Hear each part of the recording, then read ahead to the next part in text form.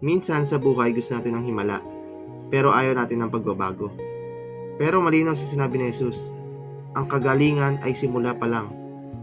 Ang pagbabago ang layunin. Share ko lang po sa inyo, nabasa ko sa Bible about my devotion sa John 5:14. Pagkatapos nito, natagpuan siya ni Jesus sa templo. Sinabi sa kanya, narito ikaw ay magaling na. Huwag ka nang magkasala upang hindi mangyari sa iyo ang malubhang bagay. Napukaw po yung aking atensyon sa Bible verse na ito sa salitang ngayon magaling ka na. Kung titignan po natin, bago ang utos, nauna po ang himala. Sabi po sa Ephesians 2:8-9, ito ay sapagkat sa biyaya kayo naligtas sa pamamagitan ng pananampalataya, at ito ay hindi sa inyong sarili, ito ay kaloob ng Diyos. Ito ay hindi dahil sa gawa upang hindi magkamali ang sino man. Hindi natin pinaghirapan ang biyaya ng kaligtasan. Tinanggap natin ito sa pamamagitan ni Kristo Jesus. Pero hindi ibig sabihin mananatili tayo sa dating pamumuhay, which is yung pagiging makasalanan. Sinabi pa sa word nito, huwag ka nang magkasala. Sabi sa Romans 6:1-2.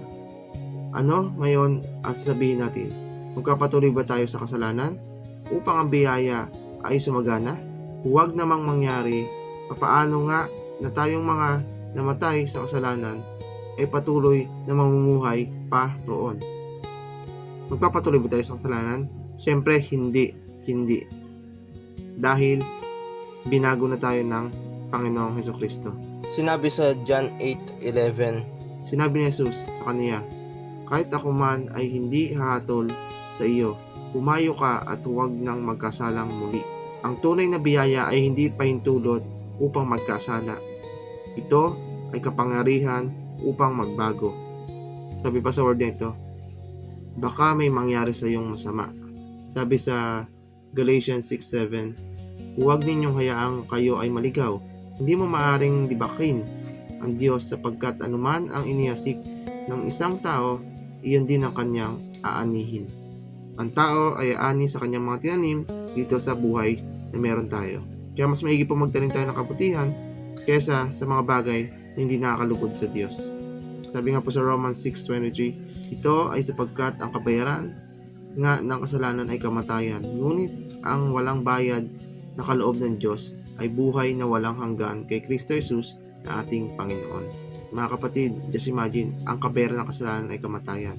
Ngunit dahil sa pag-ibig na ibinigay sa atin ng Diyos, siya na po ang umako para magkaroon tayo ng kaligtasan at pagbabago sa ating buhay once we accepted Jesus Christ in our lives as our personal Savior. Ang tinutukoy po ditong ang kabayaran ng kasalanan ay kamatayan, hindi lang po yung physical death po, which is yung eternal death, spiritual, yung pagkakaiwalay po sa Diyos dahil sa kasalanan. Na supposed to be, tayo dapat ang umako. Mga kapatid, tandaan natin, ang kagalingan ay simula ng bagong buhay. Sabi nga po sa 2 Corinthians 5:17, kaya nga, kung ang sino man ay na kay Kristo, siya ay bago nang nilalang, ang mga dating bagay ay lumipas na. Narito ang lahat ng bagay ay naging bago. Meaning, binago na po tayo through Jesus Christ nung tinanggap po natin siya sa buhay natin. Sabi po sa 1 Peter 1:15-16, at sapagkat ang tumatawag sa inyo ay banal, magpakabanal din kayong tulad niya sa lahat ng inyong pag-uugali. Ito ay sapagkat nasusulat, magpakabanal kayo sapagkat ako ay banal. Ang ibig sabihin po dito, hindi raw po tayo ibinalik sa original natin pagkakadesign para gawin po yung mga dati pa nating buhay, which is yung makasalanan. Binalik po tayo para magbago po at lumakad ayon sa kalooban ng Diyos. Mga kapatid, tanungin po natin ang mga sarili natin. Ano ang kasalanan na dapat ko nang iwanan? Nabubuhay ba ako bilang binago ng Diyos? Sabi po sa Hebrews 12:1, kaya nga, tayo rin naman ay napapalibutan ng gayong makapal na ulap ng mga saksi. Ating isang tabi ang bawat bagay na humahadlang sa atin at ang kasalanang napakadaling bumalot sa atin. Takbuhin nating may pagtitiis ang takbuhing inilaan sa atin. Mga kapatid, iwan natin ang mga kasalanang alam nating bumibitag sa atin upang magkaroon tayo ng kalayaan sumunod sa kalooban ng Diyos.